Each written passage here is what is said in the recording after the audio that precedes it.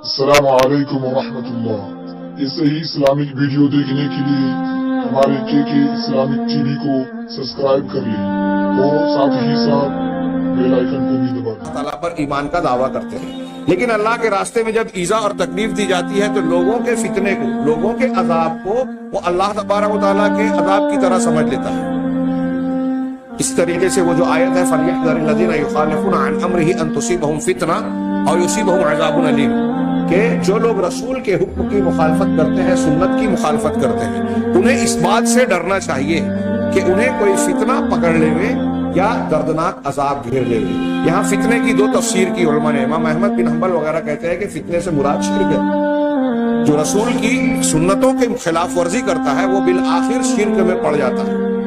اور یہ کوئی غلط بات معلوم نہیں ہوتی۔ دنیا میں آپ کتنے لوگوں کو دیکھیے سنت رسول کی جو مخالفت کرتے ہیں، جتنے مسلک پائے جاتے ہیں دنیا میں، کسی نہ کسی شکل میں جہاں سنت سے حدیثوں سے انحراف ہے وہاں کسی نہ کسی شکل میں شرک بھی ضرور ملے گا۔ ایک معنی امام احمد نے یہ بیان کیا۔ علامہ ابن کثیر نے متعدد مفسرین سے اس آیت میں فتنے کا دوسرا معنی یہ استعمال کیا کہ جو لوگ رسول کے حکم کی مخالفت کریں گے انہیں دنیا میں بھی اللہ تبارک و تعالیٰ کا فتنہ یعنی عذاب آئے گا، اور آخرت میں بھی جو اگلا جملہ ہے دردناک عذاب پکڑے گا۔ یہی اس موضوع کے تناظر میں ہم اس بات پر بھی تھوڑا سا میں اشارہ کروں، تمہید کے طور پر اسے تذکرہ کرنا چاہیے کہ جب دنیا کو اللہ تبارک و تعالیٰ نے دار الابتلاء والامتحان بنایا تو یہ بات طے ہے کہ یہاں حق اور باطل، صحیح اور غلط دونوں پائے جائیں گے۔ حق کو ماننے والے بھی پائے جائیں گے، باطل کے ماننے والے بھی پائے جائیں گے، اور حق اور باطل میں، اہل حق اور اہل باطل میں آویزش، کشمکش، جھگڑا، لڑائی، ایک دوسرے کو مغلوب کرنے اور غالب آنے کا مسلسل عمل بھی پایا جائے گا۔ چنانچہ ہم دیکھیں پوری انسانی تاریخ میں حق اور باطل کا جھگڑا ہمیشہ رہا ہے اور قیامت تک رہے گا۔ یہ اللہ تبارک و تعالیٰ رب کریم کی حکمت ہے، اور اس میں ایک بڑا سب سے بنیادی حکمت یہ ہے کہ اس میں لوگوں کی آزمائش اور امتحان ہے۔ آپ کے ساتھ سچائی بھی ہے، باطل بھی ہے، حق بھی ہے، باطل بھی ہے۔ آپ کسے قبول کرتے ہیں؟ باطل کو قبول کرنا کبھی اس میں لذت محسوس ہوتی ہے، کبھی اہل باطل کی قوت محسوس ہوتی ہے کہ ادھر جائیں گے تو دنیا کی نعمتیں ملیں گی، چنانچہ آدمی اپنا دین بیچ دیتا ہے، ضمیر بیچ دیتا ہے۔ باطل کی طرف فرعونیت ہے، نمرودیت ہے، وقت کی طاقت ہے، سپر پاور دکھائی دیتی ہے، اور یہی کچھ لوگوں کا یہ اعتراض بھی پیدا ہوتا ہے۔ یہ سوال بھی کچھ لوگ اٹھاتے ہیں کہ اگر ہم اہل حق ہیں تو پھر مسلمان جب ایمان والے ہیں، اللہ کے دین کے علم بردار ہیں، سچائی کے علم بردار ہیں، تو پھر مسلمانوں کو انحطاط، پریشانی، ذلت، خارج سے دوچار کیوں ہونا پڑتا ہے؟ کیوں اللہ تبارک و تعالیٰ نے اہل باطل کو پیدا کیا؟ کئی مرتبہ دیکھنے میں آتا ہے کہ وہ غالب آ جاتے ہیں اہل حق پر، اہل حق مغلوب نظر آتے ہیں، جیسا کہ آج ہم دیکھ رہے ہیں مسلمان ہر جگہ مارے ستائے جا رہے ہیں۔ فکری جنگ ہو یا سیاسی جنگ ہو، عسکری لشکری جنگ، جس سے مسلمان ہر جگہ مارے پیٹے جا رہے ہیں، تو کچھ لوگوں کو اس کی وجہ سے دل میں اعتراض پیدا ہوتا ہے، اور بعض مرتبہ اللہ کے فیصلے، اللہ کی تقدیر پر بھی اعتراض کرتے ہیں، دین کے معاملے میں شکوک و شبہات کا میں مبتلا ہو جاتے ہیں۔ اور اللہ تبارک و تعالیٰ نے قرآن میں جو اہل ایمان سے حق کے بارے میں اور اہل حق کے بارے میں جو وعدے کیے ہیں کہ حق ہی غالب آئے گا، اہل حق ہی غالب آئے گا، آئیں گے، ان پر شک بھی کرنے لگتا ہے۔ تو یہاں یہ بات یاد رکھنی چاہیے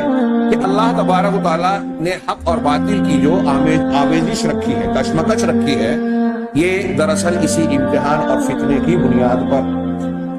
اور جہاں تک حق اور اہل حق کی مغلوبیت کا معاملہ ہے تو آپ دیکھیں گے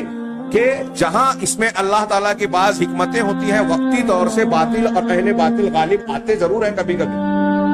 لیکن اکثر اس میں وجہ خود اہل حق کی کمزوریاں، کوتاہیاں، دین سے دوریاں ہوتی ہیں۔ قرآن مجید میں غلبے، اللہ کی مدد اور رحمت کے جتنے اسباب بیان کیے گئے، ان اسباب کو اختیار کرنے میں جب اہل حق کے یہاں کوتاہی پائی جاتی ہے تو وہ مغلوبیت کا شکار ہوتے ہیں۔ اور دوسری بات، اللہ کی مدد اور غلبہ اہل حق کے لیے بھی فوراً نہیں آتا، یہ اللہ کی سنت ہے۔ اگر فوراً آپ نے کلمہ پڑھا، آپ نے نماز پڑھی، اور آسمان سے روزی رزق اور آپ کی ضرورت کی چیزیں اترنے لگی، فرشتے آپ کی مدد کے لیے آنے لگے، تو پھر کھرا کھوٹا ظاہر ہی نہیں ہوگا۔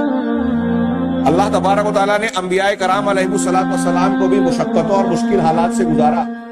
نبی کریم صلی اللہ علیہ وسلم کی سیرت طیبہ کا مطالعہ کیجئے، مکہ میں کیسی کسب پرسی کی زندگی تھی، مادی اعتبار سے کتنی بدحالی